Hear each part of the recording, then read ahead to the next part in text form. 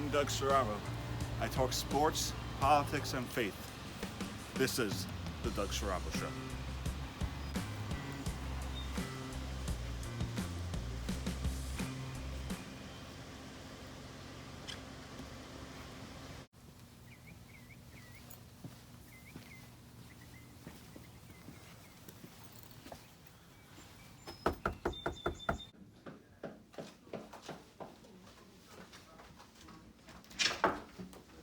Andrew, how are you? Come on in. Thanks, buddy. You ready to talk some sports? Yeah. Politics? Yeah. All right, in the backyard. Yeah.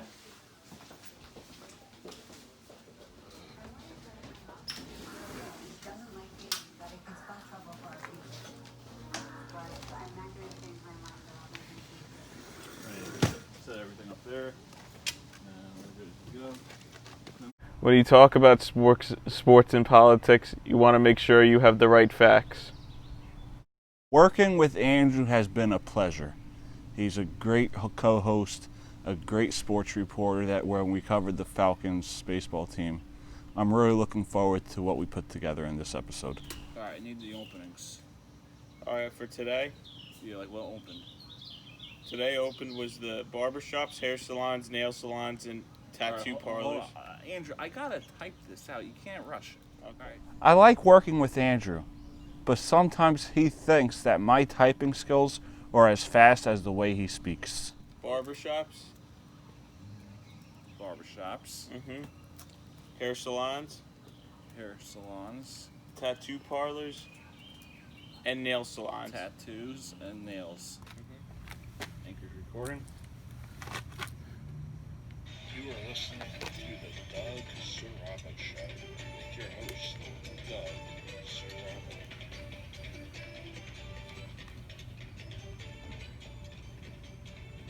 Good evening. You are here live with the Doug Siravo Show. I'm your host, Doug Siravo. We have your special guest, Andrew Brehm. Andrew, how are you doing today? I'm doing good. How are you? I'm doing good. Thanks for asking. So obviously another round of openings today. We'll get towards new openings next week, and then we have the latest on MLB, National Hockey League, and a few players sitting out the NBA restart, and some news in the NFL with contracts and trades. So Andrew, how have you been? I've been pretty good. All right, let's start with the new openings. What opened today? We have barbershops, hair salons.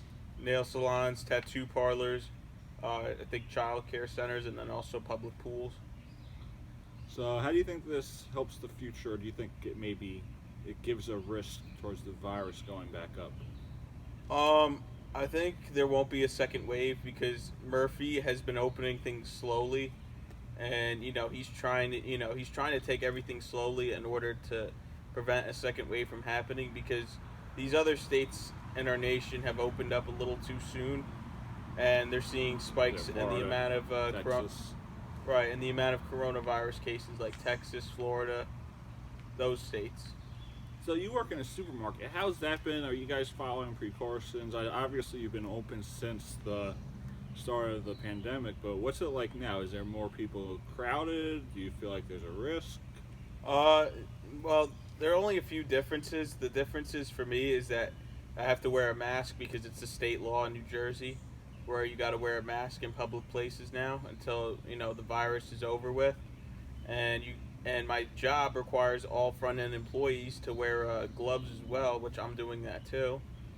And now it feels a lot more normal than it did when the pandemic first started, because we shortened our hours of operation, but now we changed our hours back to normal from 6 a.m. to 12 a.m. Before we were running from 6 a.m. to about 8 p.m. Two of my favorite prospects are Alexis Lafreniere. I think I said it right. Lafreniere. French. Yeah, Lafreniere. Yeah, something like that.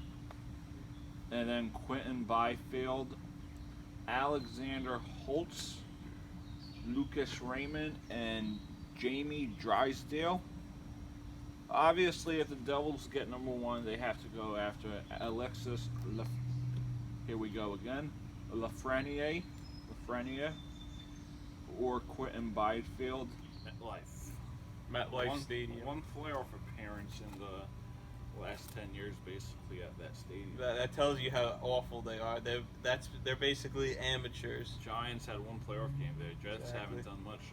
The only big thing you had there was the Super Bowl in 2014. Imagine that. It's crazy. And that stadium cost a lot of money. Tickets cost a lot of money there, and there's nothing to show for it. If Jamal Adams isn't a New York Jet, where do you see him ending up? I'm not really sure where, but probably with the Philadelphia Eagles. I mean, he said the Cowboys, but I can imagine him being You with see him being a Philadelphia Eagle. Do you think this was, if I find that word, when someone gets married? All right. So do you think this was just basically like an elope deal for Dak?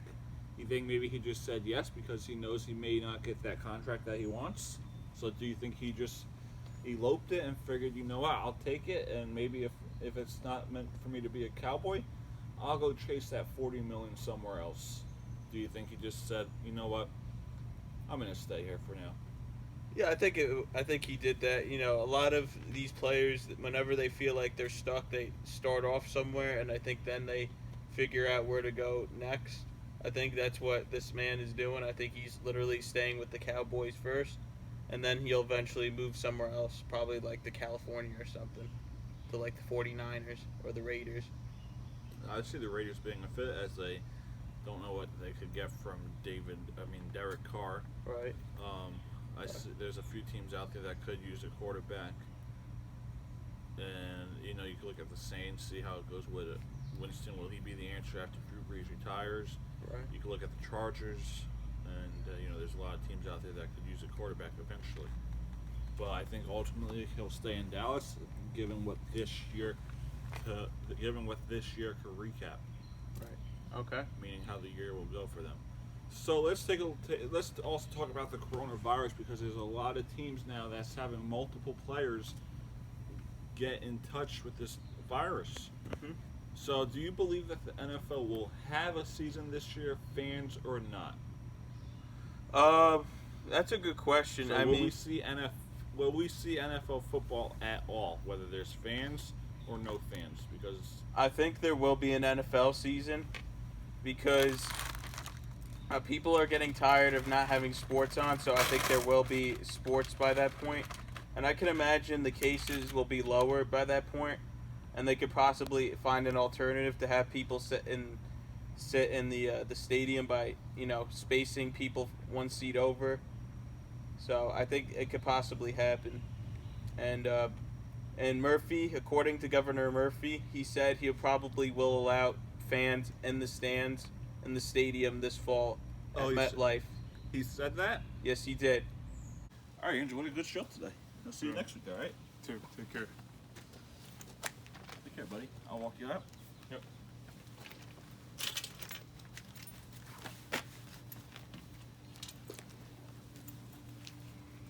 My man. So yeah, we'll look into next week, do more research, see what we can talk about. Because Andrew, we got a lot of great stuff going on right now. Yeah. If only there was sports being played, we could talk about that, recap the games.